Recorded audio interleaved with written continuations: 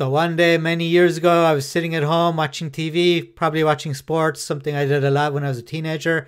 And then I heard a knock on the door. So I answered the door, and standing in front of me was a man and a woman.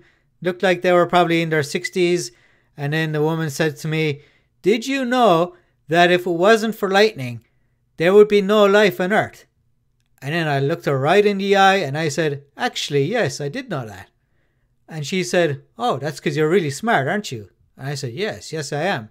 So then she proceeded to show me her Watchtower magazine, and we chit-chatted for a little bit, told me I could keep the magazine, and then I closed the door and let these two Jehovah's Witnesses go off and annoy my neighbors.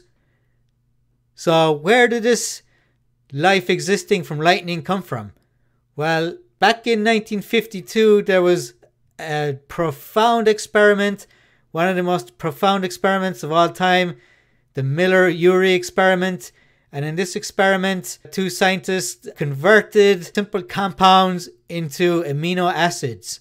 So amino acids, these are part of the building blocks of life. They're needed to create life. And so this experiment was the first ever to prove that you could create amino acids from basic compounds if you add something, a spark, something like that, into the mix. So that's where the whole lightning comes from. So let's have a look here. So here's the setup for the experiment. We have water, we have a heat source. The water gets heated, gets vaporized, goes up through this piping here. We have a gas inlet with methane and ammonia that's added to the mix. It goes down here into this flask, and we have a spark produced by electrodes. Now this simulates lightning, and the water is cooled, and then we have the final product down here.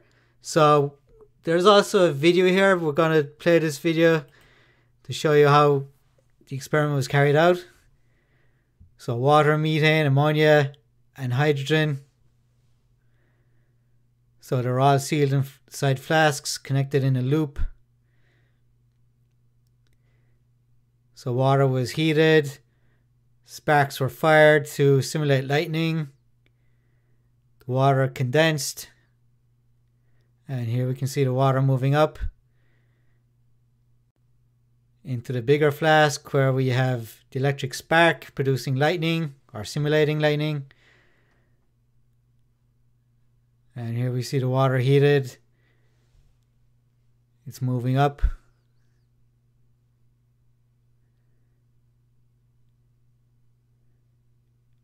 And then it goes past the gas inlet, methane and ammonia added to the water. And then we have our lightning sparks. This is where the magic happens. And then the water condenses, goes down to the bottom.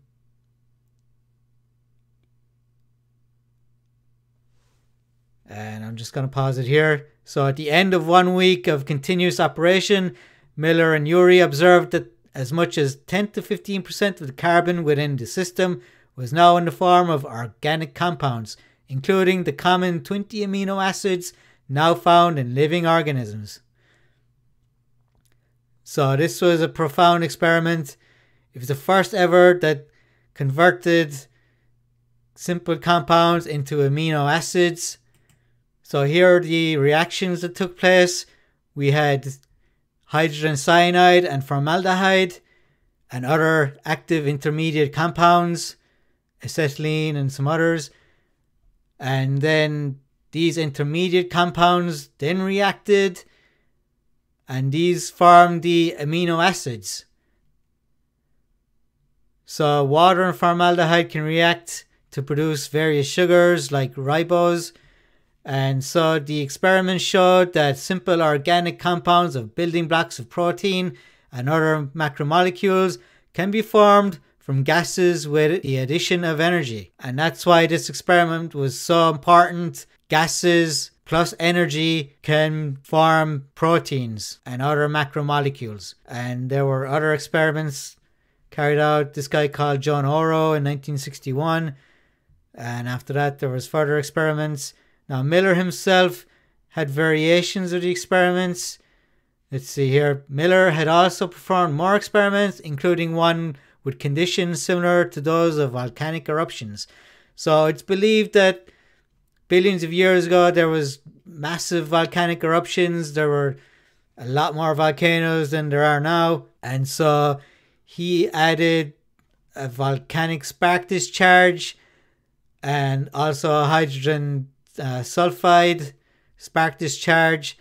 And these experiments produced even more amino acids. So in the original 1952 experiment, they produced these 5, or at least he could identify these 5.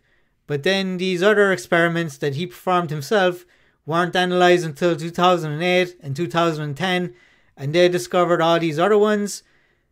And we can see here that some of these amino acids were not formed, but all the ones with the green ticks, they were all formed in the Miller experiment.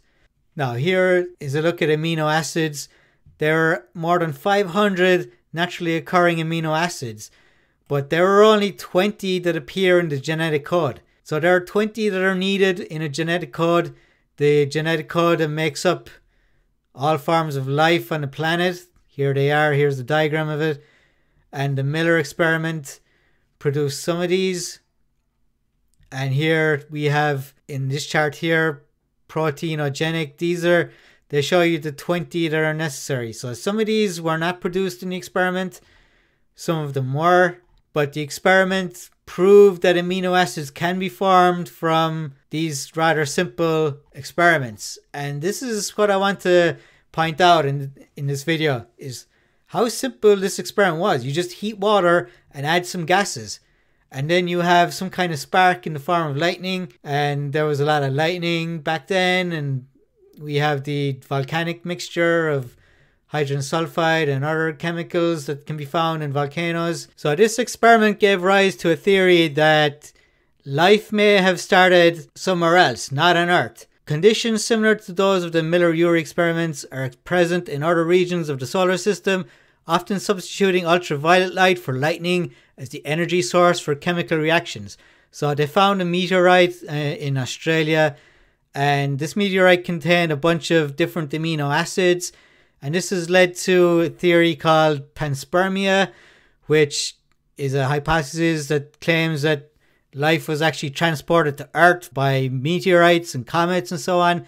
Now, I don't buy this theory. I believe that life started here on Earth through the processes we've seen in the Miller-Urey experiment. But that's an interesting side result of this experiment. It gave rise to this theory, which I don't believe. But it is interesting that these amino acids were found on comets and meteorites, which really bolsters the whole idea that these amino acids are formed pretty easily from nature. Like I said, it was a pretty simple experiment. Water, some gases, and some kind of spark. So amino acids, these are just one building block of life. So how far was this experiment from creating actual life? Here we have the cell, which is the basic structural and functional unit of life. So cells contain biomolecules such as proteins and nucleic acids. And we'll just go down here. Here's the structure of a single-celled organism. So some organisms have just one cell, bacteria. They're just one-cell organisms, very simple. But the cell itself is still very complicated. Even though it's one cell making up the organism, we've got all these different parts to it. We got capsule, a cell wall, membrane, DNA, ribosomes, cytoplasm, flagellum, pilus. And then, of course, we have, this is a typical animal cell. It's even more complicated. So humans and a whole bunch of other species, this is what their cell looks like. And then we have plant cells, again, very complicated. So to go from amino acids to these complicated cells, we have many, many steps to go through. So as important as this experiment was, it comes nowhere near to producing life in a lab. So in future videos, I'm going to look at what progress has been made since the Miller-Urey experiment, because this experiment was 70 years ago, back in 1952.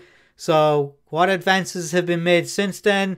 So I'm going to be looking into that. So be sure to like and subscribe. And until next time, see you guys later.